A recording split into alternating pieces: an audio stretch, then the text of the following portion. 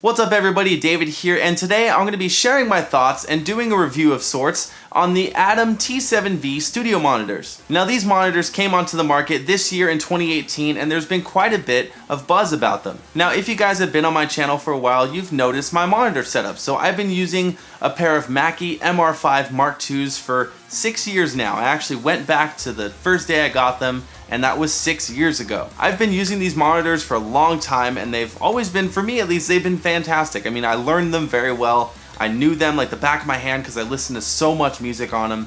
And yeah, they finally broke on me, so I was forced to get a new set of monitors. I'd been having an issue with the amp on the right monitor for a while. It would just cut out and then come back after a while, and eventually just cut out and never came back. So yeah, it was time for new monitors. Now I went to Guitar Center and demoed a few sets of monitors. I looked at the Yamaha, I was looking at the HS7s, I tried to find the new JBLs, but I could only find the Mark IIs, I think. I couldn't find the newest model.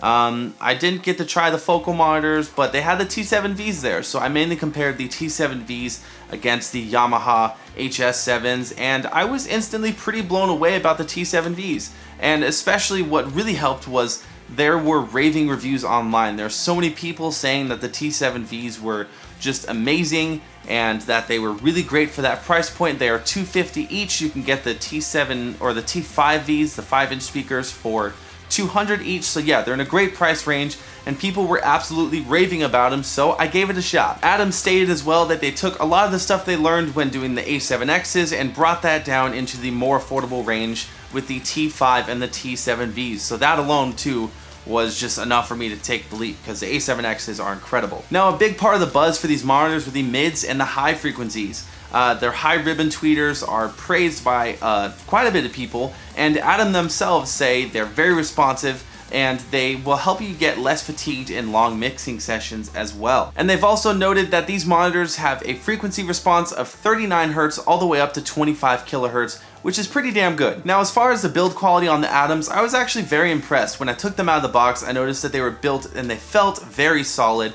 I really like the design, it's super simple, and they are a little bit bigger than my Mackies, of course, because we're going into a 7-inch speaker as opposed to the MR5s being a 5-inch speaker. Pretty normal for a 7-inch monitor. They're pretty light as well. I didn't think they were overly heavy or anything. I mean, they fit on my stand just fine, so I guess that's all you can ask for. Overall, I was really satisfied with the quality of the monitor. Now, there are a few quirks with the build and the design that I found a little bit just weird. They were odd choices for me.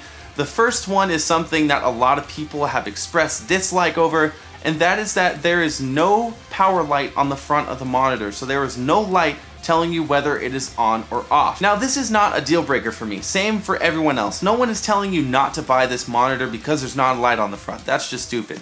But what is kind of weird is that there is a light telling you that it's on, but it's on the back. So I don't know why their choice was to put it on the back rather than the front. If you're gonna put a light on it, it seems like the logical choice to put it where someone can see it.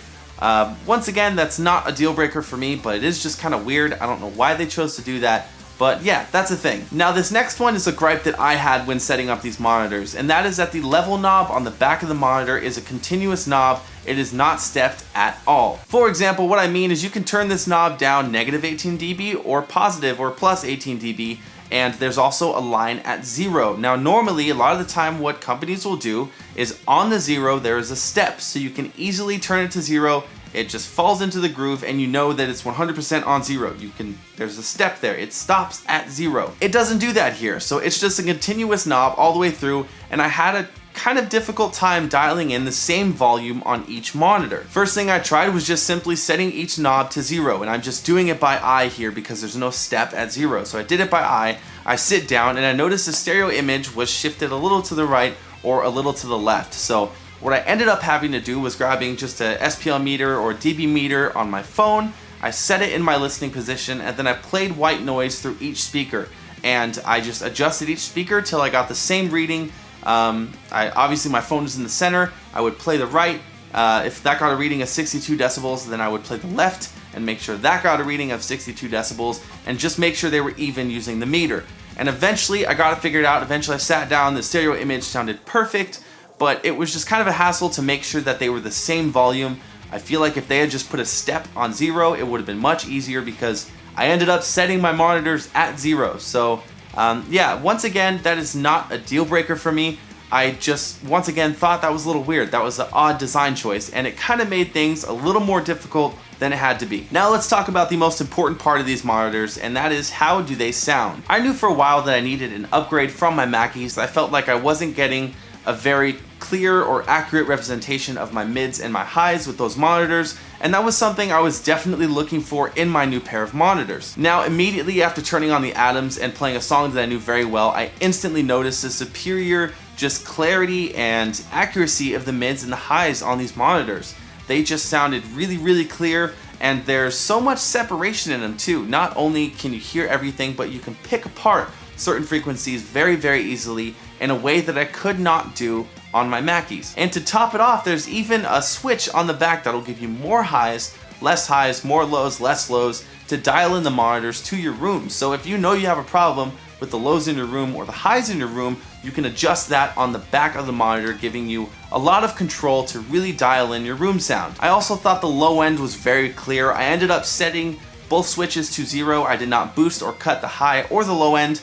I am mixing through a sub as well, so I had to dial in and kind of change my sub a little bit so that it blended with the monitors a little bit more. But overall, I did test it without the sub, and the low end was also very good as well. But of course, I turned the sub right back on just because that's how I'm used to mixing. Now, to be clear, this is all after an 8-hour burn-in. So in the manual, Adam recommends that you burn in these monitors for 8 hours straight.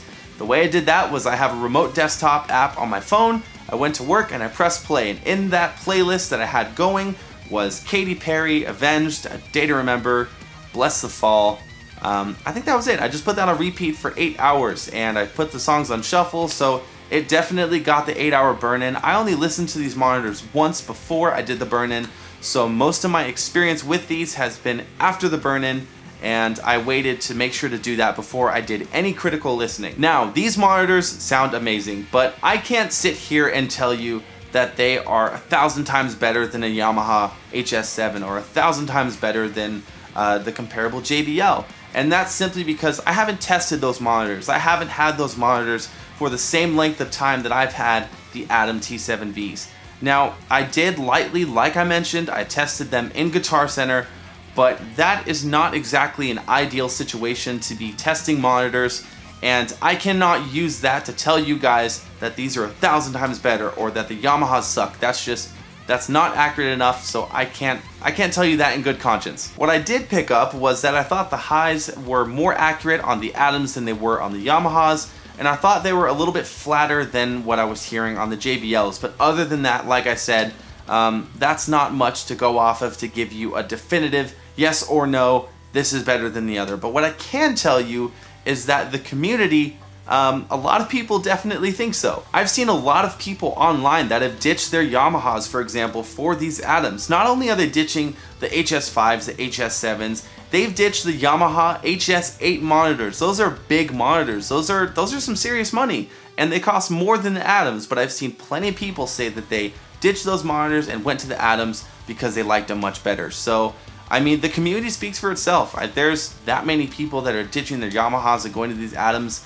I think that says something about the monitors, and I think that's definitely something to think about when you're choosing your next set. Now, what I can tell you in confidence is that these monitors are 100% worth every penny. I was really nervous when switching to these monitors just because I've been using my Mackies for so long, and I've gotten so used to them, but this was such an easy transition to the Adams. I felt like everything was much more clear. I felt like there was actually less fatigue on long mixing sessions, and I don't know, I'm just really happy with these monitors. They were definitely worth the money for me, and I have not looked back since. Now guys, that's pretty much it. I just wanted to share my experiences with the T7V, and those experiences are that I really, really love them. I'm very happy with them. They were worth every penny for me, and I would recommend them to everybody. Now, I know there weren't any sound comparisons or anything like that. I don't particularly think that's a very good idea to judge a monitor after it's been recorded through a microphone and then played back through another speaker. I don't think that's a very accurate representation, so I didn't do any of that, but these are just my experiences and my thoughts on the monitors, which once again, I think they're very good, and I think they're worth every penny. Now, one thing I forgot to mention, when I bought these monitors, I actually got a free upgrade from a 2-year warranty to a 5-year warranty. That's really cool. So in the manual, I just have to register, which I already did, and I now have a 5-year warranty on both of my monitors, which is awesome because 5 years is a long time, and you want your money to be worth it. You want your investment to last you a long time. And if it doesn't, you are now covered for 5 years. If something goes wrong, they will help you out, and that is really cool. So on that note, guys, don't forget to like and subscribe. There are new videos every single week, and you don't want to miss any content. Thank you so much for watching. My name is David, and I will see you guys next time.